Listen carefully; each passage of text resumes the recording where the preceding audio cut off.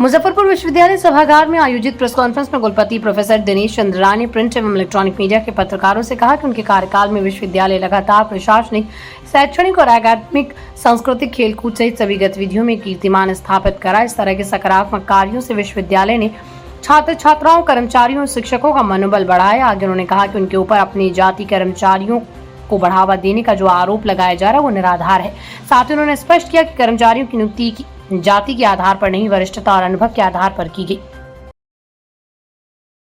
तो ये क्या आपको ये लगता है कि अब हमको कुलपति को यही सब मीडिया में हर 15 दिन पर बताना चाहिए कि हमारी जात के इतने अधिकारी हैं? नहीं तो कंप्लेन गया तो कंप्लेन को आप लोग बहुत प्रमुखता से छापने लगते हैं, बिना ये जाने कि कंप्लेन करने वाला भी कोई सही आदमी है कि नहीं।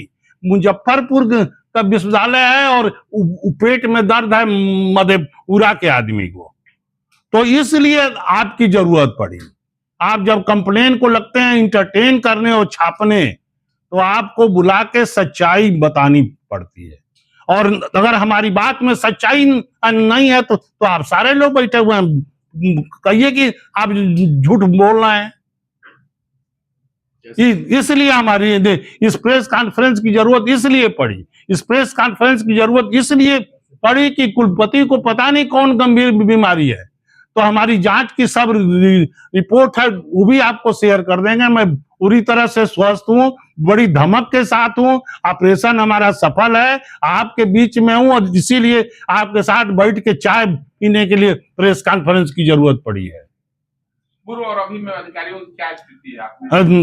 अभी तो बताए तो आप देर से आए तो अब हम उसी बात को फिर से आवेदन में सर उल्लेख है कि 42 महाविद्यालयों में 17 जो है भूमियार जाति के हैं जी, जैसा कि उसमें पत्र में लिखा हुआ जी, जिसमें एक लंगट सिंह कॉलेज के भी प्रिंसिपल हैं जो 60 साल से हैं, जी, ममता रानी है जी। आखिर ये दोनों और भी बहुत सारे लोग हैं, क्यों नहीं हटाया जा रहा? नहीं तो आखिर नहीं इसलिए नहीं हटाया गया कि हमको जो सिलेक्शन बोर्ड है, सिलेक्शन कमीशन है, वहाँ के चेयरमैन से, मेंबर लोगों से मेरी लगातार बात हो रही थी कि हम प्रिंसिपलों का सिलेक्शन बहुत जल्दी करके आपको लिस्ट देने वाले हैं। और अभी लिस्ट आ गई है और सबसे ज्यादा प्रिंसिपल हमारे ही विश्वविद्यालय को मिले हैं। हमारे 42 में से हमारे पास 7 या 8 कमीशन प्रिंसिपल हैं और 24 हमको मिल गए। तो हम केवल उसी का वेट कर रहे थे कि हम रिसफलिंग और पोस्टिंग सब एक साथ। ऐसा है कि पहले तो ये समझ लीजिए कि ये कुलपति का विशेषाधिकार है कि अपने काम को सुचारू रूप से करने के लिए जितना माने जिसको हम पद दे रहे हैं उसको कोई लाभ नहीं दे रहे हैं, कोई 1 रुपया का अलाउंस नहीं दे रहे हैं, उससे जबरदस्ती काम ले रहे हैं।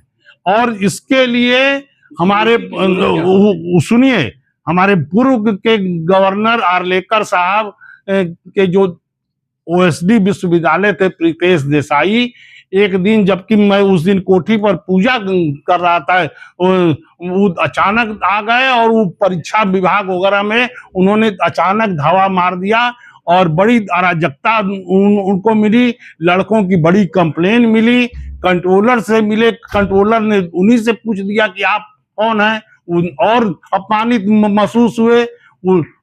उसके बाद आए, उन्होंने हमको फोन किया कि कुलपति जी आप कहाँ है? मालूम चला कि आप पूजा कर रहे हैं। हम कि पूजा से मैं खाली हो गया हूं, तो कहे कि मैं आ रहा हूं कोठी में। और उन्होंने ही ये बात कही कि सर इससे कंट्रोलर का काम नहीं चलेगा, आप 1-2 और सक्षम लोगों को बनाइए। और हमारी पूर्व की जो रजिस्ट्रार थी उन्होंने कहा, ये एडवाइस किया कि सर कोशिश करिए कि 2 में से 1 महिला को बना दीजिए, तो लड़कियों को अपनी कंप्लेन आके करने में सहूलियत रहेगी और महिला अधिकारी के साथ जल्दी कोई बदतमीजी नहीं करेगा। तो हमने एक रेणु बाला को बना दिया, एक आनंद दुबे को बना दिया। रेणु बाला भूमियान है, आनंद दुबे ब्राह्मण है। वो रिप्रेजेंटेशन में कि दोनों भूमियान है। नहीं, देखिए जो मधेपुरा वाली कंप्लेन है वो तो कर्मचारी है कि आदमी है कि भगवान है, हम कुछ नहीं जानते हैं। आपके अखबार ने उसको इंटरटेन कर लिया तो अब हमारी मजबूरी है।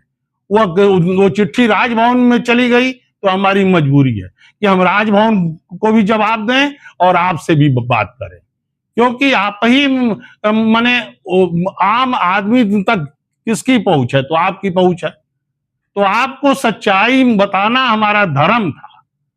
आपने उसका बिना तथ्य जाने आपने छाप दिया।